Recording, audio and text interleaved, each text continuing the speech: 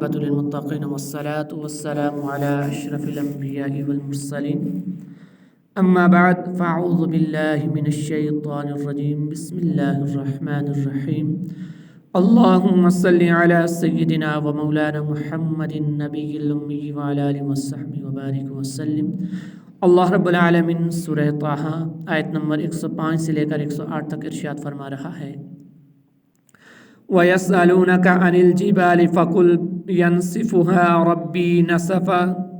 فَيَذَرُهَا قَاعًا صَفْصَفًا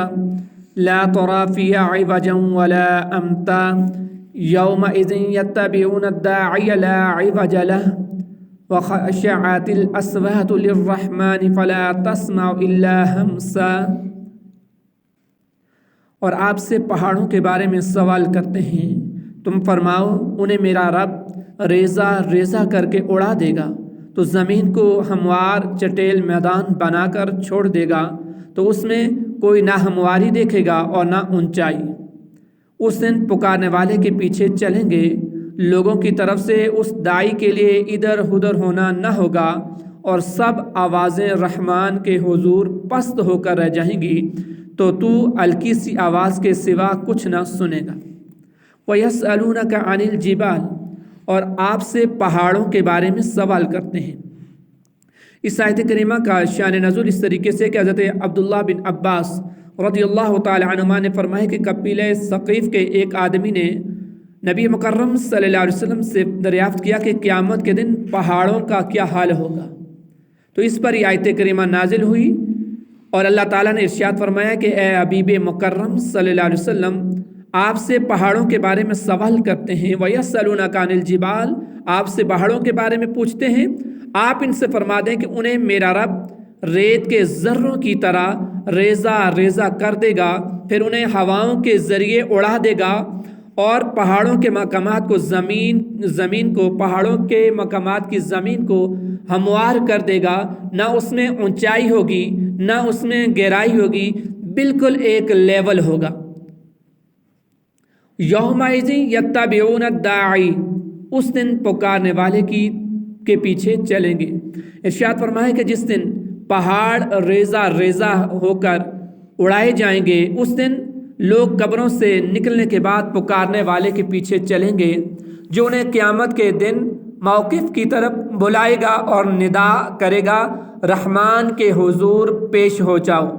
اور یہ پکارنے والے حضرت اسرافیل علیہ السلام ہوں گے، تو لوگ اس بات پر قادر نہ ہوں گے کہ وہ دائیں بائیں ادھر ادھر پھر جائیں یا پیچھے رہ جائیں، بلکہ وہ سب تیزی سے رحمان کے حضور حاضر ہوں گے، اور اس دن سب آوازیں رحمان کے حضور ہیبت اور جلال کی وجہ سے پست ہو کر رہ جائیں گی، اور یہ حال ہوگا کہ تو ہلکی سی آواز کے سوا کچھ نہ سن پائے گا۔ یعنی اس وقت اس دن اتنا خوف ہوگا، اتنی ہیبت ہوگی کہ انسان نہ تیز آواز سے بول سکے گا اور نہ ہی سن سکے گا۔ یومئذ لا تنفع الشفاعۃ الا من اذن له الرحمن ورضی له قولا، اس دن کسی کی شفاعت کام نہ دے گی سوائے اس کے جسے رحمان نے اجازت دی ہو اور اس کی بات پسند فرمائی ہو۔ یومئذ لا تنفع الشفاعۃ، اس دن کسی کی شفاعت کام نہ دے گی۔ ارشاد فرمایا کہ جس دن یہ ہولناک امور واقع ہوں گے، اس دن شفاعت کرنے والوں میں سے کسی کی شفاعت کام نہ دے گی، البتہ اس کی شفاعت کام دے گی جسے اللہ تعالیٰ نے شفاعت کرنے کی اجازت دی ہو اور اس کی بات پسند فرمائی ہو۔ حضرت ابو ہریرہ رضی اللہ تعالیٰ عنہ سے روایت ہے کہ رسول کریم صلی اللہ علیہ وسلم نے ارشاد فرمایا، میں قیامت کے دن حضرت آدم علیہ السلام کی اولاد کا سردار ہوں گا، سب سے پہلے میری قبر کھلے گی، سب سے پہلے میں شفاعت کروں گا اور سب سے پہلے میری شفاعت قبول کی جائے گی۔ اور ایک اور حدیث مبارکہ ہے، مسلم شریف کی حدیث مبارکہ ہے، اللہ کے نبی نے فرمایا ہر نبی کی ایک دعا قبول ہوتی ہے،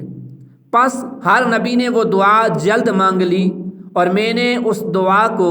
قیامت کے دن اپنی امت کی شفاعت کے لیے بچا کر رکھا ہے، اور یہ انشاءاللہ میری امت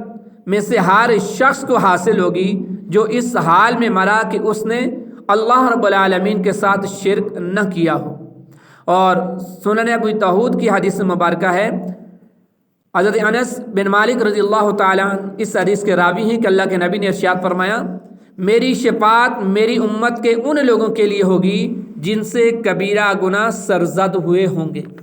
یعنی جن کے کبیرہ گناہ، جن کے بڑے گناہ ہوں گے، ان کے لیے اللہ کے نبی صلی اللہ علیہ وسلم شفاعت فرمائیں گے، اور اللہ نبی مکرم صلی اللہ علیہ وسلم کی شفاعت کو قبول فرمائے گا۔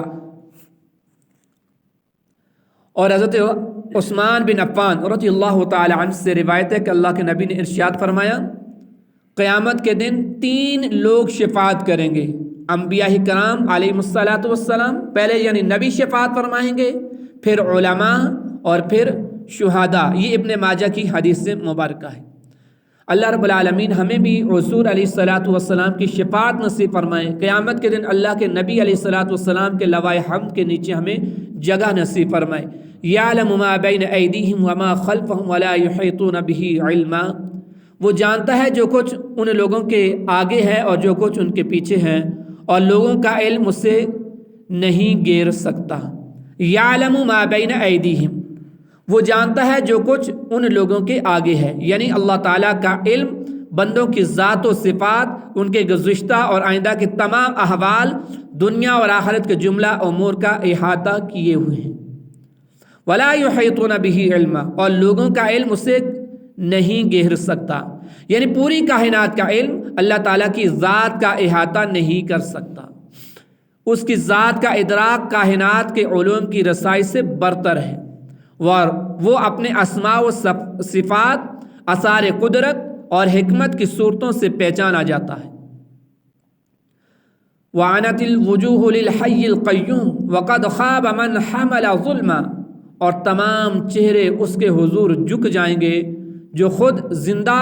دوسروں کو قائم رکھنے والا ہے، اور بے شک وہ شخص ناکام رہا جس نے ظلم کا بوجھ اٹھایا۔ وعنت الوجوہ، اور تمام چہرے جھک جائیں گے۔ ارشاد فرمایا کہ حشر کے دن تمام چہرے اس خدا کے حضور جھک جائیں گے جو خود زندہ دوسروں کو قائم رکھنے والا ہے، اور ہر ایک شان عجز و نیاز کے ساتھ حاضر ہوگا، کسی میں سرکشی نہ رہے گی، اور اللہ تعالیٰ کے قہر و حکومت کا کامل ظہور ہوگا، اور بے شک وہ شخص ناکام رہا جس نے ظلم کا بوجھ اٹھایا۔ یہاں ظلم سے مراد شرک ہے، اور بے شک شرک شدید ترین ظلم ہے، اور جو اس ظلم کے بوجھ تلے دبے ہوئے موقع پہ قیامت میں آئے گا تو اس سے بڑھ کر نامراد کون ہے، اس سے بڑا بد نصیب اور کون ہو سکتا ہے۔ وَمَنْ يَعْمَلْ مِنَ الصَّالِحَاتِ وَهُوَ مُؤْمِنٌ فَلَا يَخَافُ ظُلْمًا وَلَا حَقْمًا، اور جو کوئی اسلام کی حالت میں کچھ نیک اعمال کرے تو اسے نہ زیادتی کا خوف ہوگا اور نہ کمی کا۔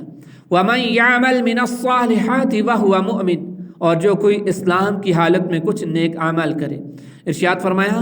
کہ جو کوئی اسلام کی حالت میں کچھ نیک اعمال کرے تو اسے اس بات کا خوف نہ ہوگا کہ وعدے کے مطابق وہ جس ثواب کا مستحق تھا وہ اسے نہ دے، کہ تو اس کے ساتھ زیادتی کی جائے، اور نہ ہی اسے کم ثواب دیا جائے گا اور نہ ہی اس کے ساتھ زیادتی کی جائے گی۔ وَكَذَلِكَ أَنزَلْنَاهُ قُرْآنًا عَرَبِيًّا وَصَرَّفْنَا فِيهِ مِنَ الْوَعِيدِ لَعَلَّهُمْ يَتَّقُونَ أَوْ يُحْدِثُ لَهُمْ ذِكْرًا، اور یوں ہی ہم نے اسے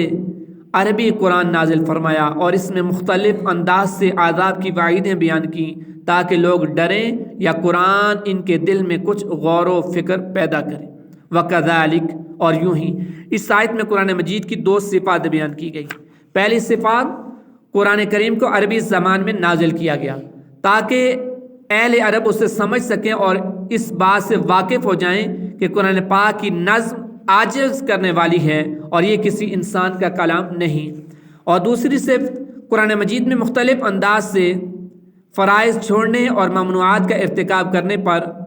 عذاب کی وعیدیں بیان کی گئی تاکہ لوگ ڈریں اور قرآن کریم ان کے دل میں کچھ نصیحت اور غور و فکر پیدا کرے جس سے انہیں نیکیوں کی رغبت اور بدیوں سے نفرت ہو اور وہ عبرت حاصل کریں۔ اب اس آیت کریمہ کو اگر ہم سامنے رکھیں اور اپنے اعمال کا محاسبہ کریں کہ آج کے دور کے اندر ہم بہت سے امور ایسے سر انجام دیتے ہیں کہ جو ہمیں انجام نہیں دینے چاہیے، بلکہ ان جتنی بھی آیات مقدسہ میں نے تلاوت کی ہیں، ان آیات مقدسہ سے ہمیں یہ معلوم ہوتا ہے کہ وہ نیک اعمال میں انسان مشغول رہے اور گناہوں سے بچتا رہے، اور انسان ایسا بنے، انسان کی کیفیات ایسی ہونی چاہیے کہ انسان اپنے آپ کو اس مقام پر نہ پائے جس مقام پر ہونے کو اللہ نے منع کیا ہو، اور انسان کبھی اس مقام سے پیچھے بھی نہ ہٹے کہ جہاں اللہ نے حکم دیا ہو۔ مطلب کیا ہے کہ حرام کام کے اندر، ممنوعات کے اندر وہ شامل نہ ہو جائے، ممنوعات جو اللہ کے نبی نے، اللہ نے ہمیں جن امور سے منع کیا ان کاموں کا انجام نہ دے، ان کاموں کو سر انجام دینے سے بچے، اور جو اللہ نے جن کاموں کا حکم دیا ہے فرائض کی ادائیگی میں ہر ممکنہ کوشش کرے۔ آج ہمارا المیہ کیا ہے کہ ہم مستحبات کے اندر تو آگے ہیں، لیکن جب فرائض کی باری آتی ہے تو اس کے اندر ہم کوتاہیاں برتتے ہیں۔ فرائض مشقت کے ساتھ، جو مستحبات ہیں وہ ہم مشقت کے ساتھ سر انجام دیتے ہیں، یعنی اس کو فرض سے بھی بڑھا چڑھا کر اس کو سر انجام دیتے ہیں کہ اگر کوئی شخص کوئی مستحب عمل نہ کرے تو ہم اس کو طعن و تشنیع کرتے ہیں کہ تم نے یہ عمل نہیں کیا، اور اگر وہی شخص خود فرائض چھوڑ دے، نماز چھوڑ دے، روزہ چھوڑ دے،